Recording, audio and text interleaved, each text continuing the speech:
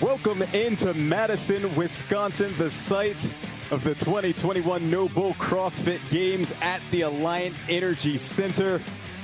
And so it begins. The 2021 CrossFit Games is well underway, and wow, man, yesterday was a trip. So today it is, what day is it? It's Thursday today, and yesterday saw the first day of the individuals really get after it and do the first 4 events. Good place to start would be the unfortunate news that Dan Bailey, Bethany Shadburn, and of course Carrie Pierce, one of the favourites to be on the podium this year, all tested positive for COVID-19, which just sucks. I mean, putting in that amount of effort to test as positive and then have your games cut short is just, must be awful, must be an awful feeling. One of the knock-on effects of that, of course, is that Danielle Brandon, who is the training partner of Carrie Pierce and Bethany Shadburn, had to kind of be isolated. She had to be masked up, kept away from the other athletes, although she's testing negative, so has been able to compete through day 1. Individual event 1, of course, was a 1-mile swim followed by a 3-mile kayak. But my first thought on this is why wouldn't the athletes, or why, if you're CrossFit, why wouldn't you have them all like lined up in a line instead of having them bundled together like this, where they can all kick each other in the face when they all kick off? Get it? Kick off. See what I did there? Johnny Koski came in first place for the men, and of course tia-clair came in first place, pretty much beating most of the men for the women. There's a couple of things on this. One, I thought this was hilarious.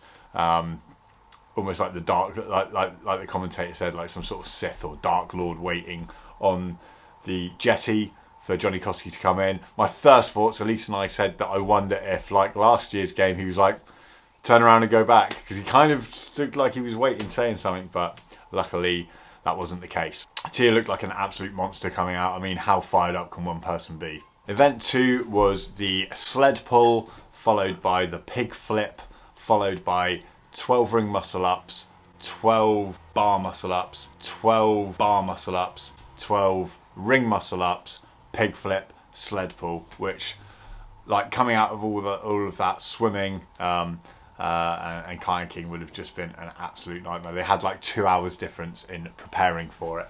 What I thought was interesting about this is, firstly, like how many athletes went to pull the sled and then just kind of like stopped still as if the weight was like, oh shit, okay, here we go. But also as well, the straps are a bit weird. I'm not sure those things that they were holding, if they were meant to go around the shoulders and they were just meant to lean into it, or if holding it out like this or like this or like this ended up being a better tactic. But it was weird the way the ropes kind of swung down, and quite dangerous. I was expecting someone to kind of like get their feet tangled up and tripped, and I'm not sure if anyone did. We kind of skipped around a little bit, but yeah, great event. On to event number 3, which was the 500-yard sprint. This was insane. Thoughts on this is tia-clair trained to go to the Olympics as a track star before she switched to Olympic lifting.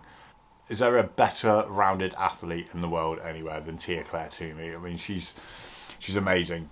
I think the hero of this event has got to be the cameraman, who ended up doing like 6 sprints and out sprinting most of them. Kind of reminded me of when Marsden beat Matt Fraser in the race back in 2018. So for the men, the overall winner was Guilherme Meirelles. I don't know if I've said that right, something like that, with Will Morad and Pat Vellner, who, Pat Vellner can sprint her. Literally thought an Amazon van was going to hit my car.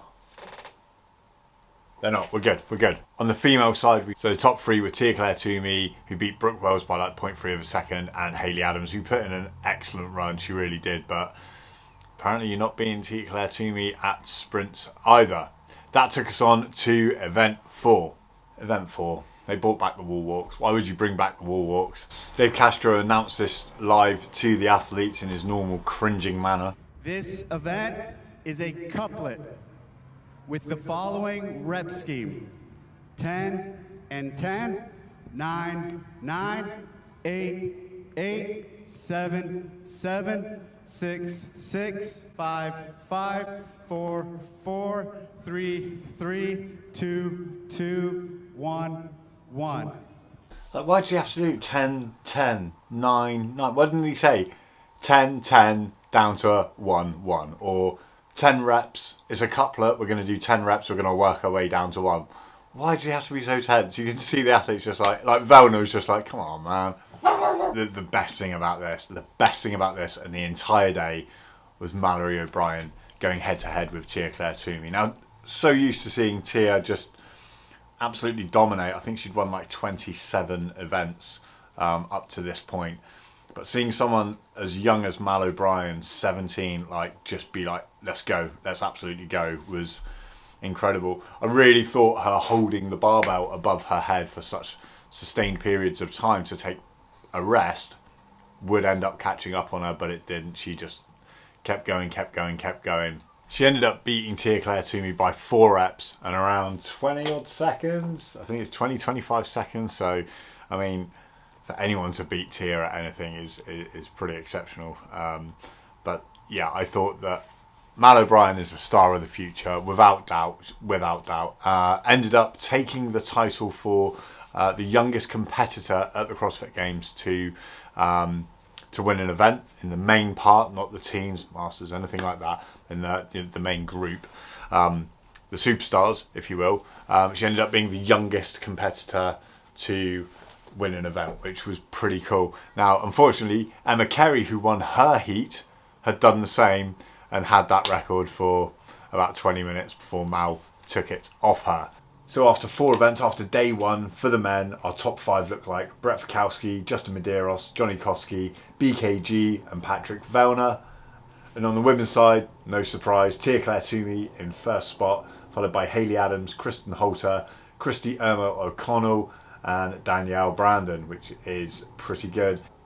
Mallory O'Brien down in 10th, but you don't know the kind of confidence that winning that last event on day 1 may have given her. Anyway, that's day 1 in a nutshell. Hope you enjoyed this quick recap. I'm going to do another one for day 2 and 3, and then covering off the games as a whole.